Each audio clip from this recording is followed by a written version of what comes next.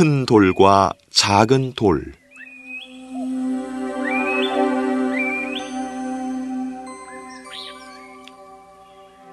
이웃에 사는 두 여인이 마을 근처에 있는 절을 자주 찾곤 했다.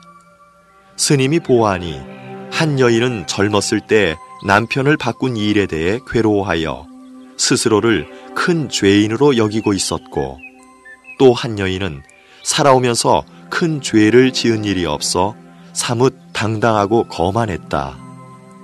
하루는 스님이 두 여인을 불러 말했다. 지금 마당으로 나가서 이쪽 부인께서는 큰 돌 하나를, 저쪽 부인께서는 작은 돌 여러 개를 가져오십시오. 두 여인이 돌을 가지고자 다시 말했다. 번거롭겠지만 두 분이 방금 가지고 오신 돌을 원래의 자리에 갖다 놓으십시오. 큰 돌을 들고 왔던 여인은 쉽게 제자리에 갖다 놓았지만, 작은 돌 여러 개를 주워왔던 여인은 원래의 자리를 일일이 기억해낼 수가 없었다. 죄라는 것도 이와 마찬가지입니다. 크고 무거운 돌은 어디에서 가져왔는지를 분명히 기억할 수 있어 제자리에 갖다 놓을 수 있으나, 작고 많은 돌들은 원래의 자리를 알기 어려우므로 도로 갖다 놓을 수가 없는 것입니다. 큰 돌을 들고 오신 부인께서는 한때 지은 죄를 기억하고 겸허하게 반성하며 살아왔습니다. 그러나 작은 돌을 주워오신 부인께서는 살아오면서 소소하게 지어온 작고 가벼운 죄들을 모두 잊고 뉘우침 없는 나날을 보낸 것입니다.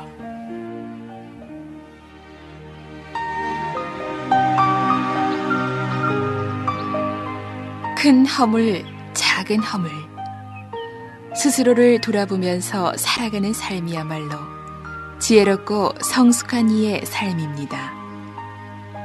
지나간 잘못들을 뉘우치고 참회하는 마음을 가질 때 앞으로의 삶도 참되고 행복하게 열어갈 수 있는 것입니다.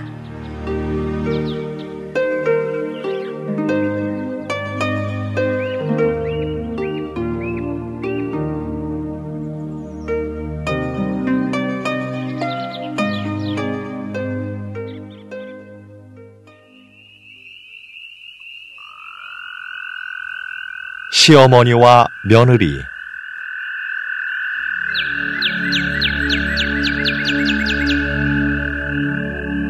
부산의 한 할머니는 30이 되기 전에 남편을 사별하고 혼자서 아들 셋을 키웠다. 여자의 몸으로 온갖 고생을 하며 한 푼 두 푼 돈을 벌어 자식들을 대학까지 졸업시켰다. 마침내 맏며느리를 맞아들였는데 할머니 눈에는 며느리가 마음에 들지 않았다. 은근히 아들을 빼앗긴 것 같은 생각이 드는 데다 음식 솜씨까지 엉망인 며느리가 못마땅했던 것이다. 하루아침에 어떻게 우리 식구의 입맛을 맞출 수 있으랴. 적어도 몇 년은 걸리겠지. 마음을 느긋하게 가지려 해도 고부간의 고울은 갈수록 깊어갔다. 이윽고 할머니는 며느리가 꼴도 보기 싫은 지경에 이르렀다. 그러다가 마음이 안정되면 후회를 하곤 했다. 저 아이도 내 자식인데 내가 왜 이토록 미워하는 것일까? 내 마음 씀씀이가 어찌 이리도 고약한가? 후회하면서 잘해주리라 다짐해도 그때뿐이고 자신도 모르게 울컥 일어나는 섭섭한 감정. 무언가 소중한 것을 빼앗긴 것 같은 허전함을 어쩔 수 없었다. 어느 날 할머니는 결심을 했다. 얘야, 아무래도 내가 집을 나가야 하겠다.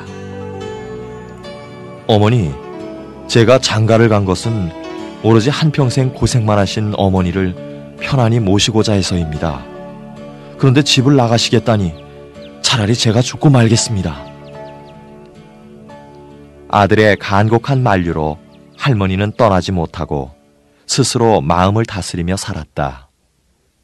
어느덧 할머니는 70줄의 나이에 들어섰고 손자들도 장성했다. 할머니는 다시 아들에게 청하였다. 나도 이제 절에 가서 아침 저녁으로 기도하며 지내고 싶으니 허락해 다오. 할머니는 마침내 거처를 절로 옮겨 얼마 동안 편안히 머물렀다. 그런데 어느 날 밤 할머니는 며느리와 다투는 꿈을 꾸었다.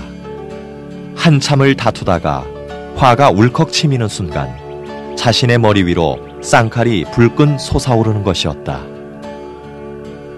이젠 며느리를 미워하는 마음이 일어나지 않을 줄 알았는데. 할머니는 때마침 법문을 하기 위해 그 절을 방문한 우룡 스님을 붙잡고 눈물을 흘리며 꿈 이야기를 했다. 스님, 내 마음속의 응어리가 풀어져야 나도 편안하고 자식들에게도 좋을 터인데 어찌 응어리가 이다지도 풀리지 않습니까? 이제는 며느리에 대한 응어리가 다 풀어진 줄 알았는데 꿈속에서 며느리와 다툴 때 머리 위로 쌍칼까지 솟았으니 내 마음 깊은 곳에는 아직도 며느리에 대한 미움이 남았나 봅니다. 스님, 어떻게 하면 좋겠습니까? 스님은 할머니에게 아침 저녁 예불 끝에 며느리가 있는 쪽을 향해 삼배를 하면서 다음과 같이 축원을 하도록 일러드렸다. 지난날 당신에게 잘못한 것을 모두 참회합니다. 우리는 좋은 인연으로 만났으니 나의 참회를 받아주시고 당신도 응어리를 푸시기 바랍니다. 2년 뒤 법회가 있어 우룡 스님이 다시 그 절을 찾았을 때 할머니는 버선발로 뛰어나왔다. 스님, 참회의 공덕이 이렇게 빠르고 큰 줄 몰랐습니다. 일러주신 대로 매일 예불 끝에 삼배를 하였더니 정말 응어리가 모두 풀어졌는지 며느리가 크게 바뀌었습니다. 아들은 바빠서 한 달에 한 번 보기도 힘들지만 며느리는 음식과 옷가지를 챙겨 주말마다 꼭 손주들을 데리고 온답니다. 그리고 집안에서 있었던 일을 자세히 얘기하고 이런저런 일들을 함께 의논합니다. 스님, 참회의 공덕이 이렇게 훌륭한 줄은 미처 몰랐습니다. 감사합니다.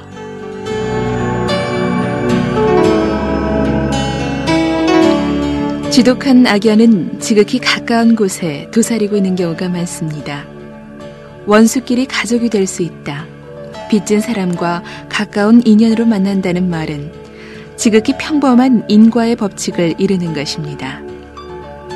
인연은 우리의 뜻과 관계없이 다가서는 것이며 이미 맺은 깊은 인연은 반드시 우리와 함께하게 마련입니다.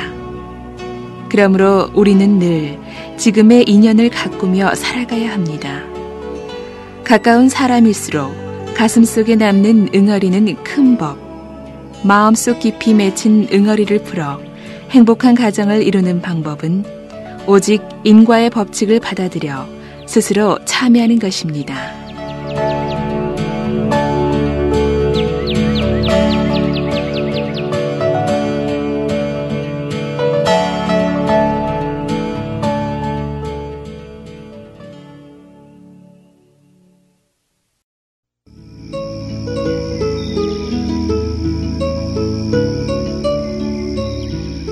옷 속의 보배.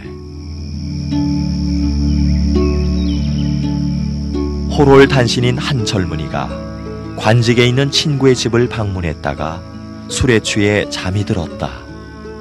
그런데 그 친구가 갑자기 왕명을 받고 먼 길을 떠나게 되었다. 그는 잠이 든 친구를 깨워도 일어나지 않자 속주머니에 값진 보배를 하나 넣어주고 길을 떠났다. 술에서 깬 젊은이는 친구 집을 나와 여러 마을을 돌아다니면서 먹고 살기 위해 갖은 고생을 다하였다. 한 끼를 벌기 위해 한나절을 허리 한 번 못 펴기도 하였고 잠잘 곳이 없어 처마 밑에 쪼그리고 앉아 밤을 지새우기도 했다. 몇 년 뒤 그는 우연히 옛 친구를 다시 만나게 되었다. 이 사람아, 이 무슨 고생인가? 자네 옷 속에 넣어둔 이 보배만 팔았으면 몇 년 호강은 문제가 없었을 텐데.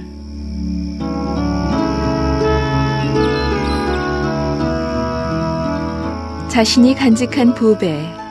과연 우리들도 이 젊은이처럼 자신에게 보배가 있는지조차 모르고 살아가고 있지는 않습니까? 인간은 자신이 지닌 능력의 10%도 발휘하지 못한 채 살아간다고 합니다. 나에게 숨어있는 무한한 가능성을 개발하는 것이야말로 자신만의 참된 행복을 가꾸는 지름길이 아닐까요?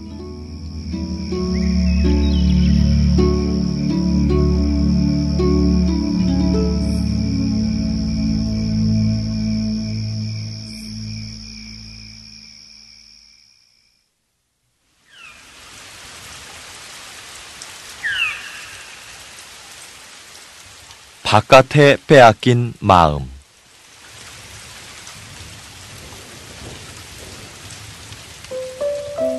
장자가 사냥을 즐기고 있는데 남쪽에서 커다란 매 한 마리가 날아오더니 장자의 앞을 스쳐 지나 밤나무 숲에 내려앉았다.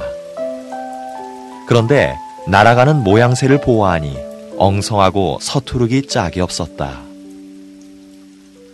이상한 매로군. 저렇게 큰 날개를 가지고도 잘 날지 못하고 저 부리부리한 눈을 가졌으면서도 앞을 잘 보지 못하다니. 좋은 사냥감을 발견한 터라 장자는 밤나무 숲으로 들어가 화살을 겨누었다. 그런데 자세히 보니 매가 서투르게 날았던 것은 밤나무에 앉아있는 직박구리를 노리고 있었기 때문이었다. 매는 직박구리를 노리느라 사람이 다가와 화살을 겨누고 있는 것을 눈치채지 못하고 있었다. 이번에는 직박구리를 자세히 살펴보니 그 직박구리는 사나운 매가 자기를 노리고 있는 것을 알아채지 못한 채 나뭇가지에 붙어있는 버마제비를 노려보고 있었다. 먹이를 노리고 있는 놈은 또 다른 놈의 먹이가 되는 법. 이익을 쫓는 자는 마침내 화를 자초하게 되나니. 실로 산다는 것은 이토록 위험한 것인가? 장자는 활과 화살을 집어던지고 급히 밤나무 숲을 빠져나왔다. 이때 밤나무지기가 그런 장자를 발견하고는 도둑으로 오인하여 고래고래 소리를 지르며 뒤쫓아왔다.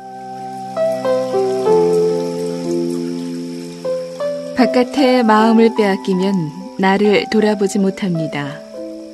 끊임없이 바깥으로 향하는 마음은 자신을 위험에 빠뜨리고 마침내 스스로도 제어할 수 없이 가속도가 붙어 내리막길에서 손잡이를 놓아버린 수레격이 되고 맙니다. 참으로 행복한 삶을 이루고자 한다면 밖으로 향한 마음을 거두어 자신만의 보물을 가꾸고 키우는 일에 마음을 모아야 할 것입니다.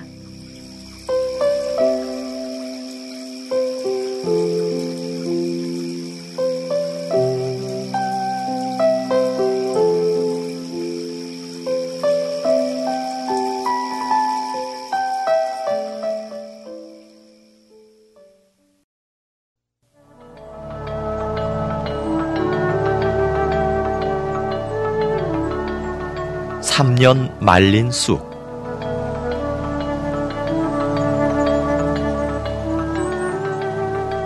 몹쓸 병에 걸린 한 사람이 용한 의사를 만나게 되었다. 당신의 병은 특이하여 3년 동안 말린 쑥을 달여 먹어야만 병을 나을 수 있소이다. 그때부터 이 사람은 3년 말린 쑥을 구하기 위해 전국 방방곡곡을 돌아다녔으나 그렇게 오랫동안 말린 쑥을 구할 수가 없었다.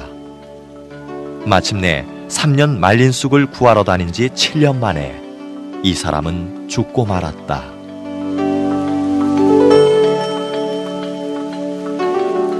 자기 손으로 쑥을 뜯어다 3년 동안 말렸더라면 바로 병이 나았을 텐데 남이 말린 쑥을 찾으러 다니다가 끝내 세상을 떠나고 만 사람. 남에게 의지하는 마음으로 스스로 당장 시작할 수 있는 일을 미룬다면 그 마음가짐에서 벌써 인생의 낙오자가 되는 것입니다.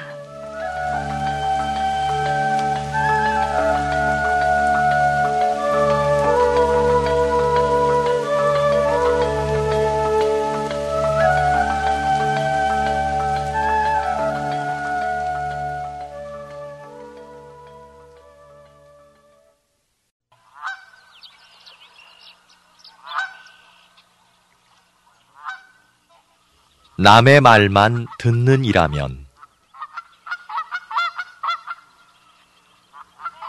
정나라의 열자는 살림살이가 말이 아니었다. 어느 날 한 손님이 그의 집을 방문했다가 열자의 얼굴에 굶주린 빛이 역력한 것을 보고 재상 자양에게 이 사실을 알렸다. 열자라는 덕망 높은 선비가 굶주리며 곤궁하게 살고 있습니다. 그것은 이 나라가 선비를 하찮게 여긴다는 증거가 될 것입니다. 이 말을 들은 재상은 지체 없이 관리를 파견하여 열자에게 쌀을 보냈다.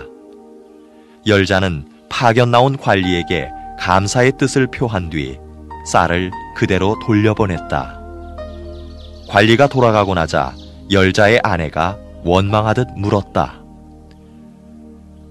무릇 덕망 있는 이의 처자는 모두 편안히 먹고 산다고 들었는데 지금 우리는 이렇게 굶주리고 있습니다. 그런 차에 마침 나라의 정승께서 고맙게도 쌀을 보내오셨는데 그것을 되돌려 보내시다니요. 열자는 웃으며 말했다. 재상은 나를 모르면서 남의 말만 듣고 쌀을 보냈소. 그러니 또한 남의 말만 듣고 나를 학대하지 않는다고 어찌 장담할 수 있겠소? 얼마 후 그 재상은 백성들의 난에 휩쓸려 죽음을 당했다.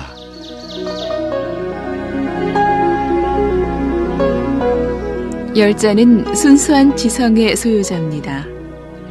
그는 육신을 지닌 사람이라면 누구나 그렇듯 재물의 변천에 몸을 맡기면서도 흔들림 없이 스스로 줏대 있게 서 있는 사람입니다.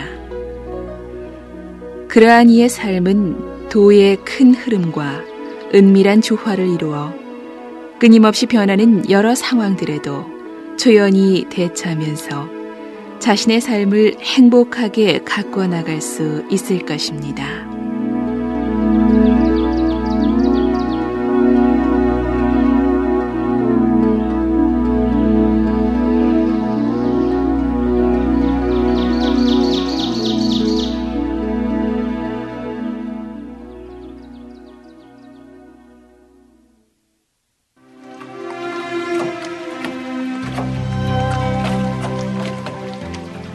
나는 그것을 받지 않았다.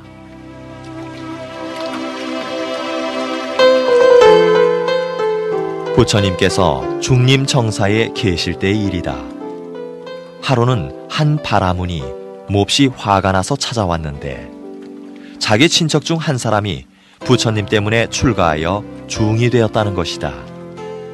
그는 온갖 추악하고 나쁜 말로 부처님께 욕을 퍼부었다. 부처님께서는 묵묵히 듣고 계시다가 이윽고 그가 조용해지자 말씀하셨다. 그대의 집에도 간혹 찾아오는 손님이 있을 것이요. 물론이지. 그러면 여러 가지 음식과 차를 대접할 테지요. 당연하지. 그럴 때 손님이 그것을 받아먹지 않는다면 그 음식은 누구의 것이 되겠소? 받지 않았다면 당연히 그대로 내 것이지. 바라문이여, 그대는 오늘 내 앞에서 여러 가지 나쁜 말과 욕을 하였지만 나는 그것을 받지 않았소. 그러므로 그것은 다시 그대의 것이 될 수밖에 없느니.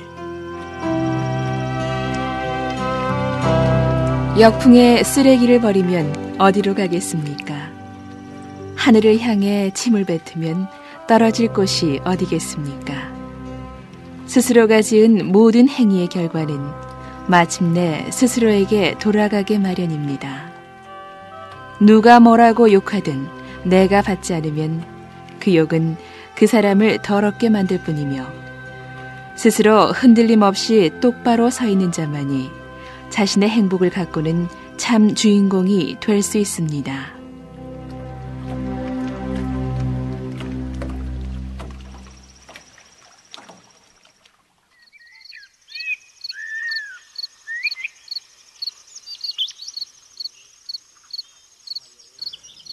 하녀의 믿음.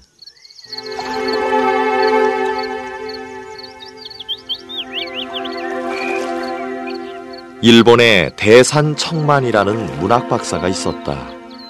그의 집에는 늙은 하녀가 함께 살고 있었는데 묘하게도 병든 사람을 앉혀놓고 몇 마디 중얼거리기만 하면 병이 낫곤 하였다.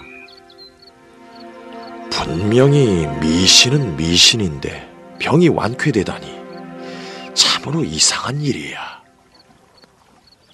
궁금함을 떨쳐버리지 못한 박사는 어느 날 그녀를 불러 물었다. 당신이 외우는 주문이 무엇이요? 오무기 고무기 이소고고, 오무기 고무기 이소고고입니다. 듣고 나니 더욱 이상했다. 오무기는 보리요, 고무기는 밀, 이소고고는 2돼 5홉이라는 뜻이었기 때문이었다. 보리, 밀, 2돼 5홉이라는 말에 병이 나을 리 없자는가? 가만히 생각해보니 그 구절은 금강경에 나오는 응무소주 이생기심인 듯하였다. 응당 머무름 없이 그 마음을 낸다는 응무소주 이생기심을 일본 발음으로 하면 오무소주 이소고싱이다. 어느 스님이 오무소주 이소고싱이라 하는 것을 잘못 듣고 오무기 고무기 이소고고라는 말로 외워왔던 것이다. 그 발음은 잘못된 것이니 앞으로는 오무소주 이소고싱이라 하시오. 평소 존경하던 주인의 가르침을 받아들여 그녀는 다음부터 환자가 올 때마다 열심히 외웠다. 오무소주 이소고싱, 오무소주 이소고싱. 하지만 그 진짜 주문으로는 어떤 이의 병도 낫게 할 수가 없었다. 그녀는 다시 보리, 밀, 2돼 5홉이라는 뜻의 오무기, 고무기, 이소고고를 외웠다. 그러자 이전과 같이 사람들의 병이 완치되었다.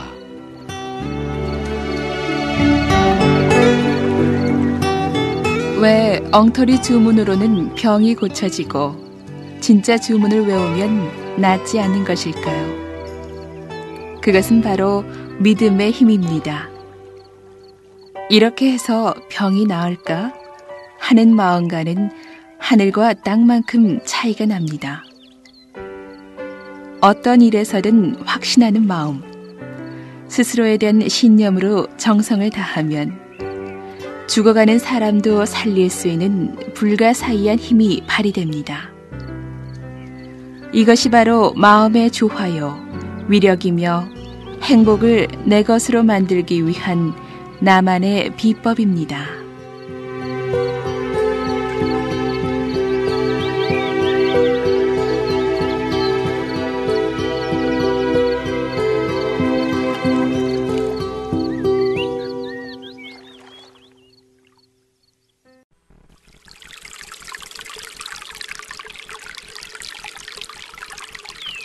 밥 떼어 먹은 부처님.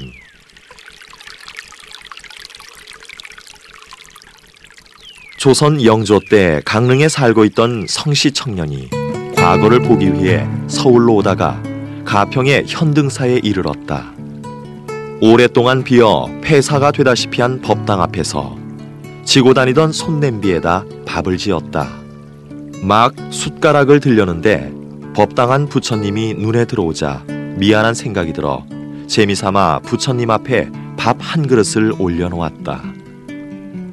과거에 별로 자신이 없던 그는 퉁명스레 내뱉었다.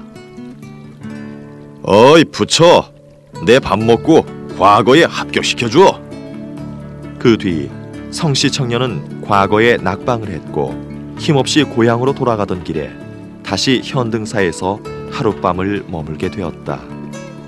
청년은 부처님을 쳐다보며 원망했다. 누렇게 해가지고 사람 속이고 있네. 내 밥만 한 그릇 뚝 따먹고. 그날 밤 꿈에 금빛 갑옷을 입은 신장이 나타나 청년을 발로 짓누르면서 꾸짖었다. 이놈아, 누가 네 밥을 먹었다더냐? 과거에 급제할 자신이 없으니까 요행을 바라며 밥을 올린 주제에 왜 허물을 남에게 돌리느냐? 네가 지나가는 사람에게 밥 한 숟갈이라도 준 일이 있느냐? 도대체 공덕 지은 것이 뭐 있다고 원망이냐? 청년은 가위에 눌려 깨어났고 생각을 해보니 신장의 말씀이 조금도 틀리지 않았다. 강릉에 도착한 그는 아버지에게 현등사에서 있었던 일을 말했다. 얘야, 그 절에 부처님이 너와 인연이 있는가 보구나. 장가들 미천을 줄 테니 그걸로 그 절을 중수하거라. 절을 고친 다음 예불 올릴 스님을 모셔놓고 열심히 공부하면 틀림없이 과거에 급제할 것이다.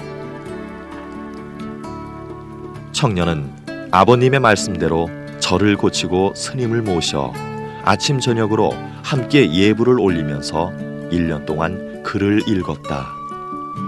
마침내 성씨 청년은 대과에 급제했고 나라에서는 그 사연을 듣고 현등사에 대선 급제사라는 편액을 보냈다. 현재의 내 모습은 지금까지 내가 살아온 삶의 결과입니다. 우리의 삶에서 요행이나 우연한 행운은 없습니다. 인과응보는 절대자가 내려주는 것이 아니라 자신이 짓고 받는 것. 어떠한 씨를 심느냐에 따라 고의 과보를 받을 수도 낙의 열매를 거둘 수도 있는 것입니다. 행복은 거저오는 것이 아님을 명심하여 부디 자신의 삶 순간순간에 정성을 다하길 바랍니다.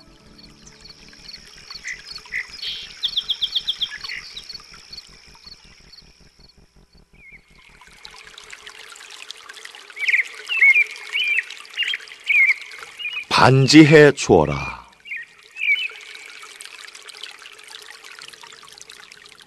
경봉 스님은 일평생 속세를 떠나 살았지만 세상살이에도 밝고 지혜로웠다. 어느 날 중년 부부가 스님을 찾아와 인사를 하자 스님은 부인에게 물었다. 아이는 몇인가? 셋입니다. 아이고, 3번 죽다가 살았구먼. 그래, 남편이 반지해 주던가? 부인이 웃으며 고개를 숙이자 남편에게 말했다. 반지해 주면서 데리고 살게나. 여자에겐 옷과 폐물로 알록달록 채색하길 좋아하는 천성이 있으니 가장은 아내에게 마땅히 폐물을 해줘야 한다네. 모두 마누라 덕에 살아가는 거니 자주 업어주고. 그리고는 부인에게 당부했다. 아내는 부드럽고 평화롭고 착하고 유순해야 하네. 오직 가장의 좋은 점만 생각을 해야지 하찮은 면을 마음에 담아두어서는 안 되네. 남편이 과거에 잘해준 것은 모두 잊어버리고 잘못하는 게 있으면 가슴에 착착 접어두었다가 한두 달 후에 또 허물을 지으면 그 전에 접어두었던 것까지 한꺼번에 쏟아놓아서 남편의 마음을 뒤집어 놓는 부인네들이 있어. 그렇게 되면 남편과의 거리만 멀어지고 녹이고 풀어야 할 매듭은 점점 견고해지기만 할 뿐이지. 남편이 화를 내더라도 맞받아 싸우지 말고 오히려 잘못했어요, 다시는 안 그럴게요 라고 해보게나. 그 말 한마디면 맺힌 것이 녹아내리고 일체의 시비가 끊어지는 것이야. 가장과 싸우면서 억세게 소리를 냅다 지르고 분을 참지 못해서 일을 가는 부인네들도 있네만, 그런 가정은 가장이 일찍 죽거나 재난이 쌓이게 마련이지. 주부는 가정의 주춧돌이니 자네가 집을 단단히 받치고 있지 않으면 가정이 무너지고 만다는 사실을 부디 명심하게나. 부드럽고 평화롭고 착하고 유순한 마음. 부처님께서는 이 세상에서 유화선순보다 더 큰 힘은 없다고 하셨습니다. 아무리 강한 것이라도 부드러운 것은 이기지 못하고, 투쟁은 평화로움을 넘어서지 못하며, 이기심은 선한 마음을, 약삭빠름은 유순함을 따라잡을 수 없습니다. 억지로라도 마음 먹고 유화선순의 삶을 한번 실천해 보십시오. 자신도 모르는 사이에 남을 원망하는 마음은 눈 녹듯 사라지고, 자신은 물론 다른 이들에게 본래부터 간직되어 있던 유화선순의 마음까지 되찾게 해줄 것입니다. 부부의 행복 가꾸기, 그 핵심은 유화선순의 삶을 실천하는 것입니다.